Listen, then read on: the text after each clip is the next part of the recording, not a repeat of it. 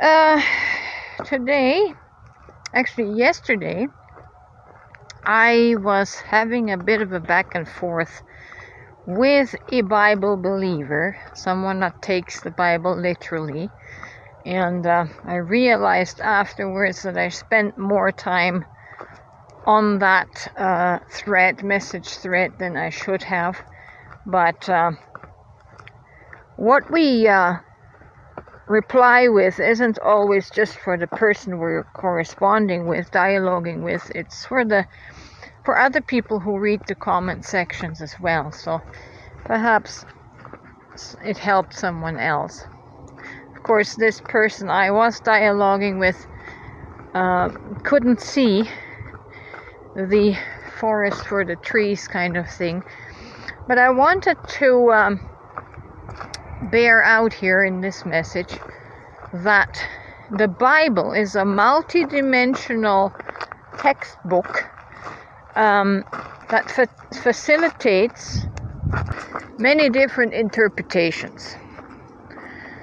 And there is a passage in the Bible that I'm going to just pause here for a moment as a freeze window, and I'll post it so you can read it.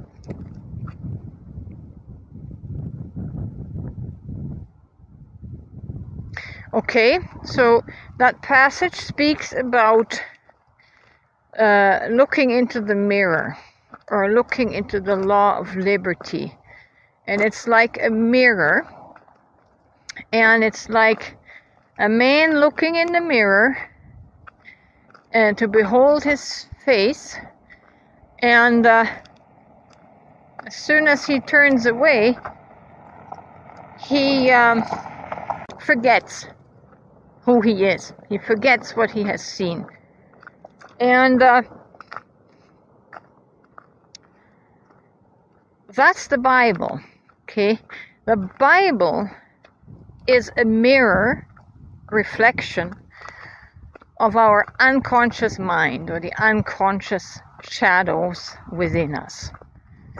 Now, this person that I was engaging with yesterday takes a very literal approach. He is the worship God type of person, and God being just.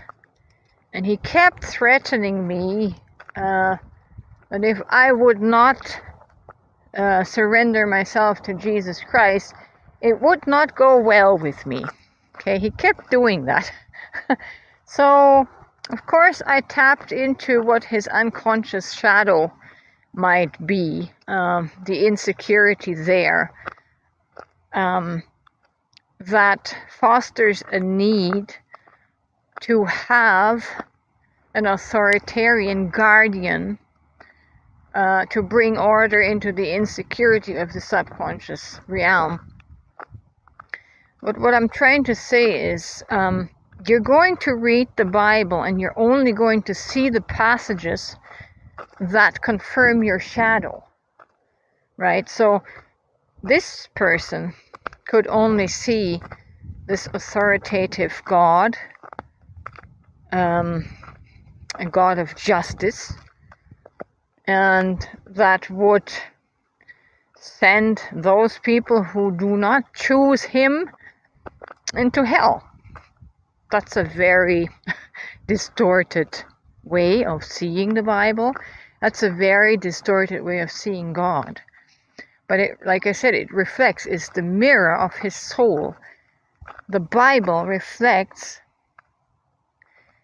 and mirrors what is in this person's soul. And in this person's soul is fear and insecurity, and the sense of not good enough.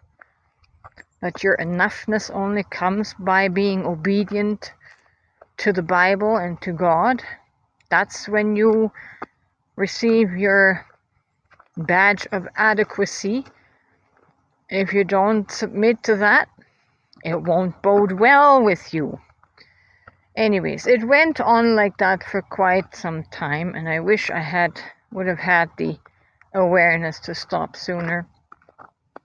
But this is just to say that this is how we arrive at the many different interpretations of the Bible. Why you have 50,000 different denominations, because every person that reads the Bible reads it through the mirror of their own soul.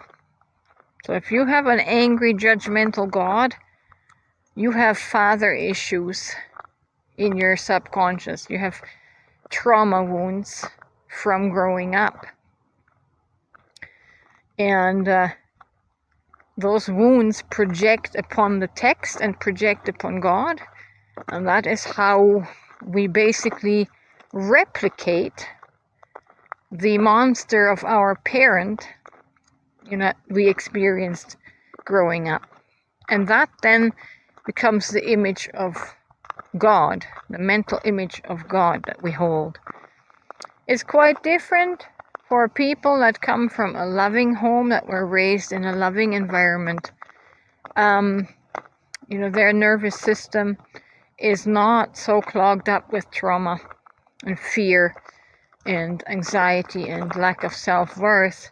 They know who they are because the parents instilled this self-image, this self-confidence in the child. So that child is not going to need an authoritarian God, an master, right? An overlord. Doesn't need a guardian because it has, it feels secure in itself. It feels secure in the love that formed it. Love is a secure place. And so such a person will not have a need for God either, right? Because they more than likely embody greater aspects of love in their own life, and therefore they don't need salvation. If you embody love, you don't need salvation. You don't need the gospel, the Christian gospel. And by the way, the whole world does not want to become Christian. You Christians need to stop with your proselytizing and with your conversions. There is no need for everyone to believe in the Bible and in the Bible God. Okay? God is nature. God is energy. God is everything. And just because a person doesn't have your expression... Where did my dog go? Just because a person doesn't express their consciousness in the same way you do, not in the biblical way, doesn't mean they are satanic or of the devil. You need to widen your lens so that you can see the expression of God in a greater way, right? Christians look through a knothole in the tree. Oh, now they're going to say I make the satanic sign. You need to have a bigger lens, a wider lens to see the expanded nature of God and of consciousness. And then you would get along with the rest of the world. Then you could actually embody the peace that you wait for Jesus to bring, right? You are meant to be that peace. So you have to learn to be more peaceable, more peaceful, more loving, and cut out the crap about there's going to be consequences if you don't bow to Jesus. You need to stop it. Stop it.